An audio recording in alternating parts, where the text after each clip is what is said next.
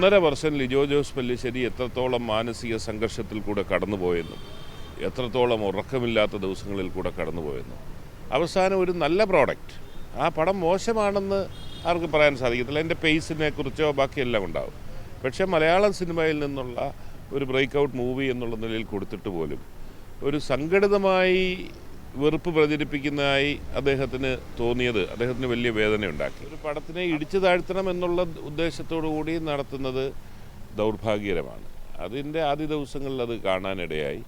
പക്ഷെ അതിനുശേഷം കണ്ട എല്ലാ മേഖലയിൽ നിന്നുള്ളവർ, കേരളത്തിന് പുറത്തുള്ളവരും അകത്തുള്ളവരും ഇൻ്റർനാഷണൽ ലെവലിലേക്കുള്ളവരും നല്ലൊരു പടം എന്നുള്ള ഒരു ക്ലാസിക്കൽ പടം എന്നുള്ള അപ്രീസിയേഷൻ കിട്ടിയിട്ടുണ്ട്. മലയാളികൾ ഇക്കൊല്ലം ഏറ്റവും കാത്തിരുന്ന റിലീസുകളിൽ ഒന്നായിരുന്നു മലൈക്കോട്ടെ വാലിബൻ. റിലീസിന് ശേഷം വലിയ തോതിൽ ചർച്ച ചെയ്യപ്പെടുന്ന ഒരു ചിത്രം കൂടിയാണത്.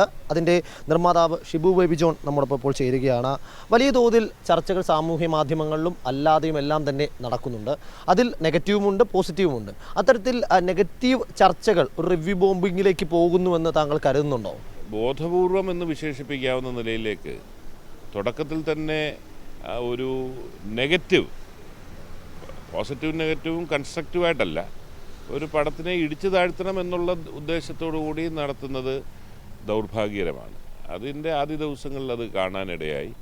പക്ഷെ അതിനുശേഷം കണ്ട എല്ലാ മേഖലയിൽ നിന്നുള്ളവർ, കേരളത്തിന് പുറത്തുള്ളവരും അകത്തുള്ളവരും ഇൻ്റർനാഷണൽ ലെവലിലേക്കുള്ളവരും നല്ലൊരു പടം എന്നുള്ള ഒരു ക്ലാസിക്കൽ പടം എന്നുള്ള അപ്രീസിയേഷൻ കിട്ടിയിട്ടുണ്ട്. ഇപ്പോൾ സംവിധായകൻ ലിജോ ജോസ് പെല്ലിശ്ശേരി, നമ്മളടക്കം അദ്ദേഹത്തിൻ്റെ അഭിമുഖങ്ങളൊക്കെ എടുത്തിരുന്നു. അദ്ദേഹം പറഞ്ഞൊരു കാര്യം, ഇതേ സമീപനത്തിൽ കുറച്ചുകൂടി കടന്നാണ് അദ്ദേഹം പറയുന്നത്. റിവ്യൂ ബോംബിംഗ് ഉണ്ടാകുന്നു, ഹേറ്റ് ക്യാമ്പയിൻ സാമൂഹ്യ മാധ്യമങ്ങളിൽ ഉണ്ടാകുന്നു എന്നാണ്. അത്തരത്തിലൊരു ഹേറ്റ് ക്യാമ്പയിൻ സംവിധായകൻ എന്ന നിലയ്ക്ക് അദ്ദേഹത്തെ ബാധിച്ചിട്ടുണ്ട് എന്നാണ് അദ്ദേഹത്തിൻ്റെ വാക്കുകളിൽ നിന്ന് മനസ്സിലാക്കാൻ സാധിച്ചത്. 1.5 വർഷം ലിജോ ജോസ് പെല്ലിശ്ശേരി എത്രത്തോളം മാനസിക സംഘർഷത്തിൽ കൂടെ കടന്നുപോയെന്നും എത്രത്തോളം ഉറക്കമില്ലാത്ത ദിവസങ്ങളിൽ കൂടെ കടന്നുപോയെന്നും അവസാനം ഒരു നല്ല പ്രോഡക്റ്റ്. ആ പടം മോശമാണെന്ന് ആർക്കും പറയാൻ സാധിക്കത്തില്ല. എൻ്റെ പേസിനെ കുറിച്ചോ ബാക്കിയെല്ലാം ഉണ്ടാവും. പക്ഷേ മലയാളം സിനിമയിൽ നിന്നുള്ള ഒരു ബ്രേക്ക് ഔട്ട് മൂവി എന്നുള്ള നിലയിൽ കൊടുത്തിട്ട് പോലും ഒരു സംഘടിതമായി വെറുപ്പ് പ്രചരിപ്പിക്കുന്നതായി അദ്ദേഹത്തിന് തോന്നിയത് അദ്ദേഹത്തിന് വലിയ വേദനയുണ്ടാക്കി.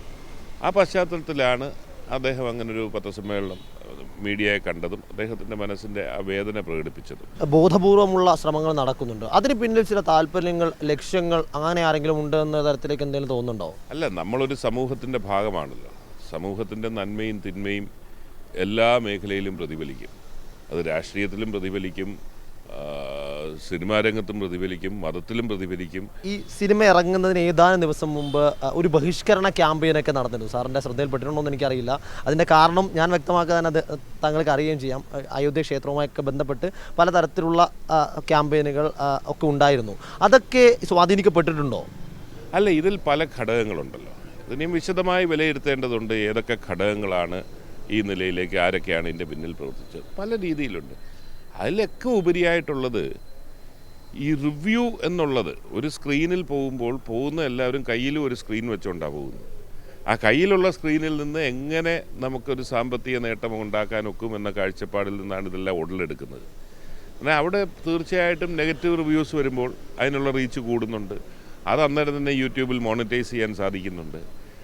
അങ്ങനെയുള്ള കാര്യങ്ങൾ കൂടി ഉള്ളതുകൊണ്ട് അതിൽ നിന്ന് ഉത്ഭവിക്കുന്ന അന്നേരം ഈ ഫ്രിഞ്ച് എലിമെൻസ് ആയിട്ടുള്ളവർ അവർക്ക് അല്ലെങ്കിൽ ഒരു ആക്കം കൂടുന്ന നിലയിലേക്ക് അവർക്ക് സഹായകരമായി മാറുന്നു എന്നുള്ളതാണ്. അന്നേരം കോമ്പിനേഷൻ ഓഫ് ഒരുപാട് ഫാക്ടേഴ്സാണ് ഇതിനകത്തുള്ളത്. ഇങ്ങനെ പിൻ പോയിൻ്റ് ചെയ്ത് ഏതൊരു ഇതിൻ്റെ പ്രചരണം കൊണ്ടാണ് ഇങ്ങനെ സംഭവിക്കുന്നതെന്ന് എനിക്ക് പറയാൻ സാധിക്കില്ല. ഇപ്പോൾ ഈ യൂട്യൂബർമാരെ കുറിച്ചാണ് താങ്കൾ പരോക്ഷമായെങ്കിലും പറഞ്ഞത്. മുൻപ് പല സിനിമകളെ സംബന്ധിച്ചും ഇത്തരം പരാതികൾ ഉയർന്നു വന്നിട്ടുണ്ട്. ഹൈക്കോടതിയിലേക്ക് അടക്കം ആ കേസുകളൊക്കെ പോയിട്ടുണ്ട്. അതിൽ ഒരു താൽക്കാലികമായെങ്കിലും ഇടയ്ക്കൊരു വിരാമമൊക്കെ ഉണ്ടായിരുന്നു. അത് വീണ്ടും തിരിച്ചു വരുന്നു എന്നാണോ തോന്നുന്നത്? അല്ല, ഞാനിത് ഈ പടം അനൗൺസ് ചെയ്ത് ഷൂട്ടിംഗ് തുടങ്ങി കുറച്ച് മാസം കഴിഞ്ഞപ്പോൾ ഒരു പ്രത്യേക യൂട്യൂബിൻ്റെ ഒരുത്തൻ്റെ ഇത് ഞാൻ കണ്ടു. വളരെ മോശമായിട്ട് പടത്തെ ഒരു സ്റ്റേജിലും എത്തിയിട്ടില്ല. ഇത് പൊട്ടിപ്പോകും. നല്ല വ്യൂവർഷിപ്പാണ് കിട്ടിയേക്കുന്നത്.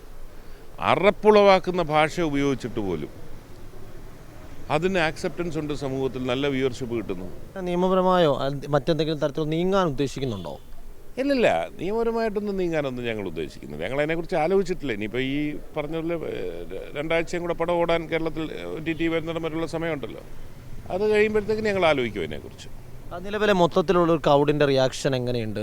ഒരു സിനിമ കാണാൻ ആഗ്രഹിച്ചിട്ടുള്ള പ്രേക്ഷകർ, ഒരു പുതിയ ക്യാൻവസ്, പുതിയ അനുഭവം, ദൃശ്യാനുഭവം, ശ്രവണാനുഭവം, ഇതെല്ലാം കാണാൻ ആഗ്രഹിക്കുന്നവർ അതിനെ പോസിറ്റീവായിട്ട് മാറ്റി. അതിൻ്റെ ഒരു ഗുണം ഞങ്ങൾ അനുഭവിച്ചുകൊണ്ടിരിക്കുന്നു. അന്നേരം ഇൻ്റർനാഷണലി അക്ലെയിംഡ് ആയിട്ട് ഒരു ഭാഗത്ത് വരുന്നു, നാഷണലി അക്ലെയിംഡ് ആയിട്ട് വരുന്നു.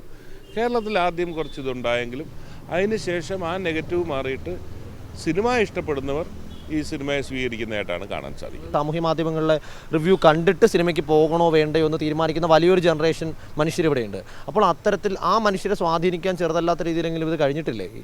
അല്ല, തീർച്ചയായിട്ടും ഒരു സ്വാധീനം ആദ്യ ദിവസങ്ങളിൽ ഉണ്ടായല്ലോ. ആദ്യത്തെ റിവ്യൂ തീർച്ചയായിട്ടും ഒരു സ്വാധീനം ചെലുത്തി എന്നുള്ളതാണ്.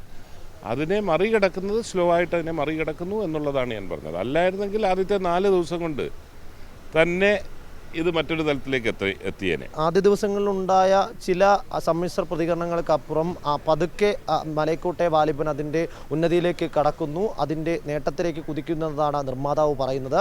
ക്യാമറ പേഴ്സൺ കണ്ണൻ തിരുമലയ്ക്കൊപ്പം ഗോപാൽ ശീലാസനൽ, മീഡിയ 1 തിരുവനന്തപുരം.